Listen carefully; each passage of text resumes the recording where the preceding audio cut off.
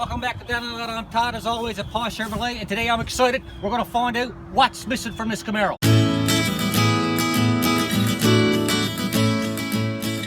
Hi, I'm Todd, down on the lot, Posh Chevrolet, Truro, Nova Scotia.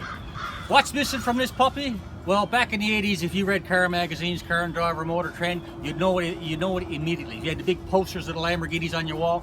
Of course, now don't hate me for saying this, but it's a scantily clad, buxom bikini model. Now, I'm neither scantily clad, I haven't got a bikini, and I'm not buxom, so you got me. And I'm not particularly handsome. But you know what Red Green always says, if you don't find you handsome, at least find you handy.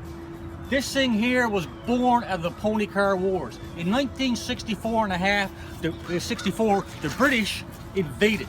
All right, it shook up the American music industry. Ford shook up the American car industry. They came out with a 64 and a half Mustang, two-seater coupe. Blew everyone's minds. Chevy was scrambling, they didn't know what to do. 67, they came out with the first Camaro. This is the 50th anniversary of the Camaro.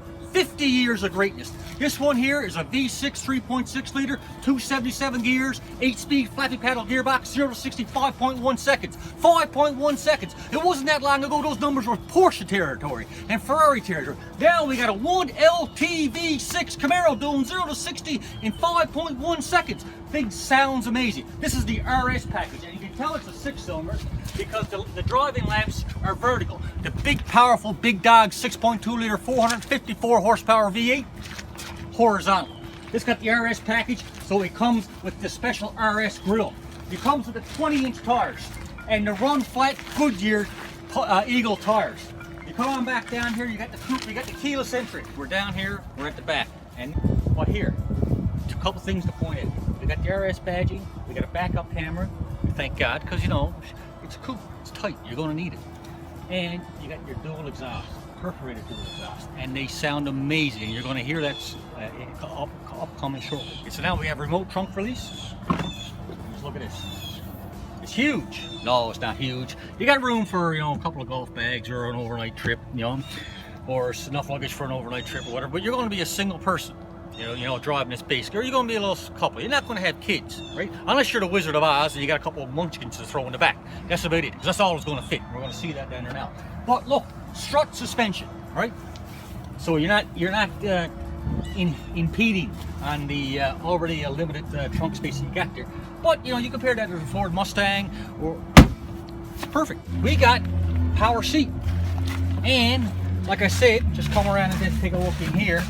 Unless you're the Wizard of Oz and you got a couple of munchkins, no one else is going to fit back there, right? So there's a storage spot. And the thing can fall flat back there, so it expands your trunk capacity by twice.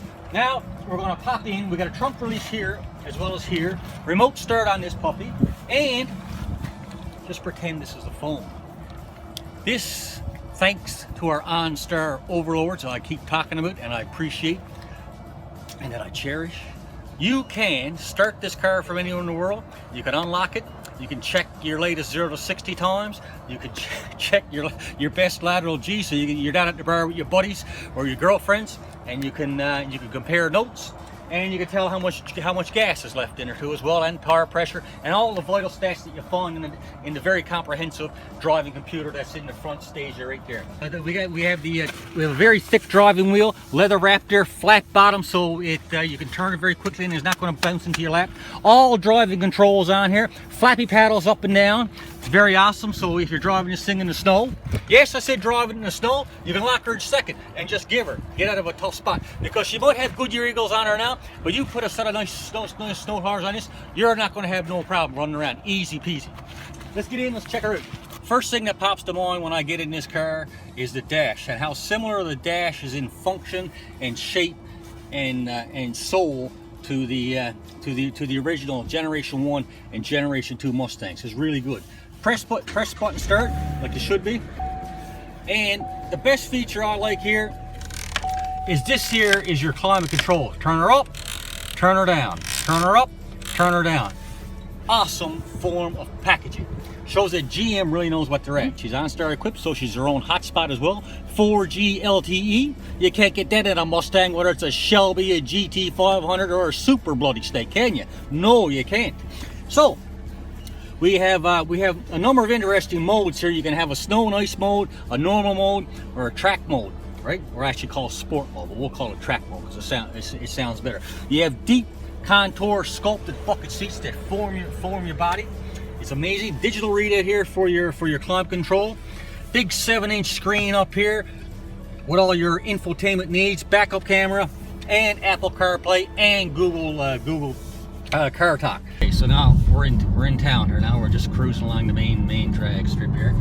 She's not the best of roads, but I mean she's all right. And you can tell, I mean, the thing is nice and civilized, nice and quiet, drives good. And I'm only dodging along at the speed limit, and you know everything is easy peasy. So what we're going to do now is we're going to take a rig on the highway and just get a sense of, you know, I guess what kind of thrust this thing has, and how loud she is, and how sweet she sounds. We're getting on the on-ramp here, so we're going to turn in, and you can feel, I just thought, she's very nice. And now she kicks in. Just feel a decreasing radius turn. Rear-wheel drive is just pushing you right through the turns. Absolutely amazing.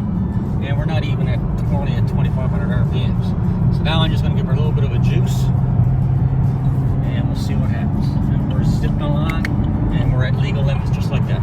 So I better slow down because we got to practice safe driving. So this car is fantastic. The only way I can describe this is it's got a very lot of soul. It's true to the original. Any man or woman would love to drive this car. Okay, so yes, it's very easy to do burnouts in this. Yes, it's very easy to light up the rear end. Yes, it's very easy to do donuts, but it's a practical daily driver. This is a coupe that happens to be a sports car, that happens to go very fast, that happens to handle. Unheard of, a muscle car that handles. It's very well equipped, lots of amenities. You won't be disappointed. I'm Todd, down on the lot. If you want a fine coupe for a fine person, you come down, you see me.